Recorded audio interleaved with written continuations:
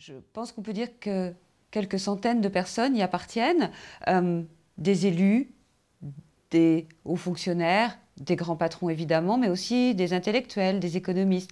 Donc c'est un univers assez varié, et quelques journalistes, pardon aussi, je ne dois pas les oublier. Eh bien, plusieurs choses. La première, c'est qu'ils cumulent énormément de privilèges. Ces privilèges sont évidemment monétaires, ils gagnent beaucoup d'argent, mais ce n'est pas seulement ça.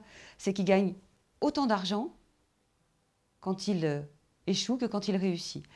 Il y a aujourd'hui des patrons qui partent avec des parachutes dorés qui sont indécents.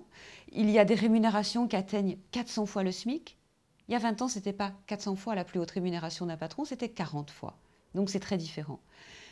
Donc beaucoup de privilèges monétaires et beaucoup de privilèges non monétaires, c'est-à-dire un réseau qu'on peut actionner pour tout.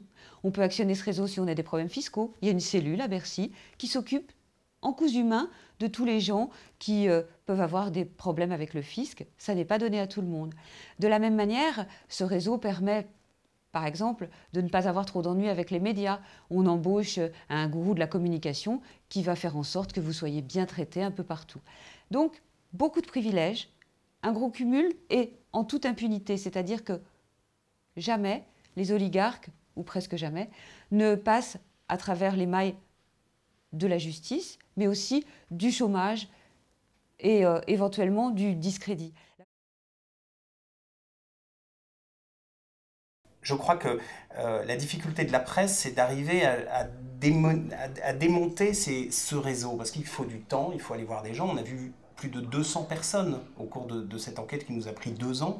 On est allé voir 200 personnes, c'est des rapports de confiance qu'il faut avoir. Et aujourd'hui, je crois qu'il y a à la fois de la connivence de la part de certains journalistes, de certains patrons de presse, mais il y a surtout un manque de temps. La presse a beaucoup moins de temps, et c'est ça la grande force de l'édition, c'est de pouvoir donner du temps, surtout dans une maison comme Albin Michel, de donner du temps et des moyens d'enquêter, de prendre son temps pour comprendre bien ces mécanismes et dénouer ces fils. Nicolas Sarkozy est le symptôme et pas du tout la cause ou le fait générateur de cette dérive oligarchique. Pourquoi?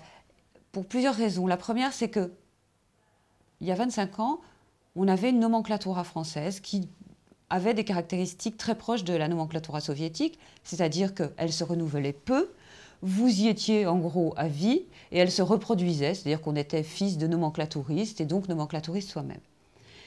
En Union soviétique, le communisme a disparu et les nomenclaturistes sont devenus des oligarques. Eh bien, curieusement, en France aussi, c'est-à-dire qu'avec l'arrivée de la gauche au pouvoir, et on a été très étonnés de voir le rôle inconscient et sûrement involontaire que la gauche a joué dans cette histoire de l'oligarchie, l'arrivée de la gauche au pouvoir a été marquée sur le plan économique par les nationalisations, par exemple.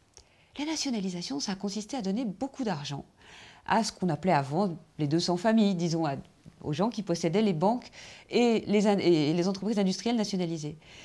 Ces banques, ces entreprises industrielles n'étaient pas toutes au mieux de leur forme, c'est le moins qu'on puisse dire. Donc en fait, la gauche a fait un gros cadeau à un certain nombre de familles qui se sont retrouvées, ce qui n'avait jamais été le cas, en position d'avoir du cash, de l'argent liquide.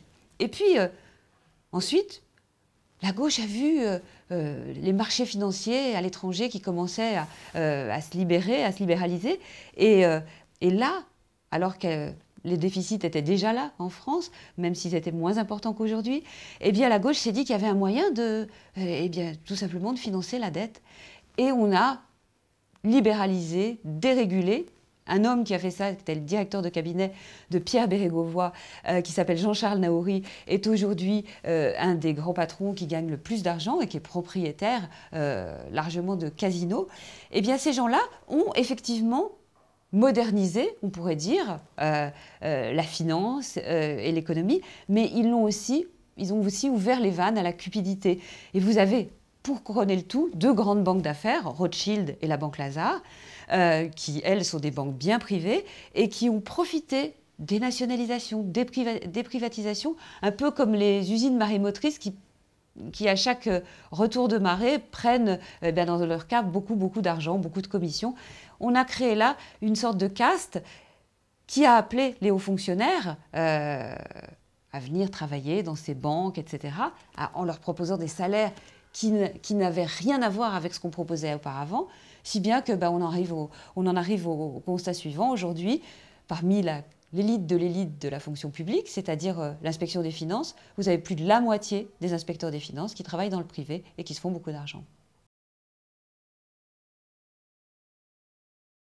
Oui, pourquoi? Parce que son élite est beaucoup plus fermée qu'ailleurs. Bien sûr, il y a des systèmes de corruption, de réseaux qui existent aux États-Unis, en Grande-Bretagne, en Allemagne. Mais la France a cette spécificité d'avoir une noblesse d'État, une noblesse d'entreprise beaucoup plus fermée et beaucoup plus protectrice pour ceux qui en font partie que d'autres pays. Aux États-Unis, vous entrez dans l'élite, vous en sortez quand vous vous comportez mal ou quand vous avez des désastres financiers. En France, on est toujours récupéré d'une certaine manière par le système, par l'appartenance. C'est l'appartenance plus que la compétence qui compte, ce qui n'est pas le cas dans d'autres pays. Il y a évidemment des gens très incompétents qui en ont fait la preuve et qui restent au sommet de l'État ou pas loin. Ça, c'est un vrai problème franco-français et c'est une vraie exception française. Cela dit, la plupart des oligarques ne sont pas incompétents individuellement. C'est collectivement qu'ils le deviennent. Pourquoi? Eh bien, d'une part parce que aujourd'hui, les oligarques utilisent l'État à leur profit, c'est-à-dire, par exemple, on raconte dans le livre comment un certain nombre d'entreprises amis du pouvoir, sont financés sur deniers publics par l'argent des livrets de caisse d'épargne, ce qui n'est pas tout à fait, comment dirais-je, recommandé dans une démocratie. Donc ça, c'est le premier problème, c'est que les oligarques se servent et sont donc très capables pour leur intérêt particulier, mais ont un peu déserté l'intérêt général. La deuxième chose, c'est qu'évidemment, il n'y a pas que des incapables. Et heureusement, il y a des gens qui sauvent l'honneur.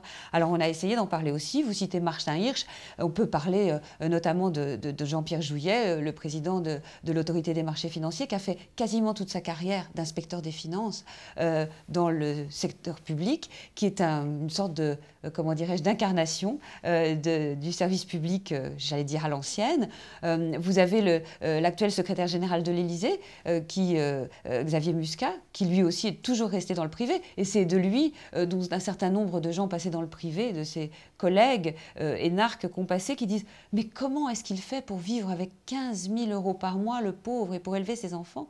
Ce qui prouve de manière effrayante la coupure qui existe aujourd'hui entre l'oligarchie et le reste du pays.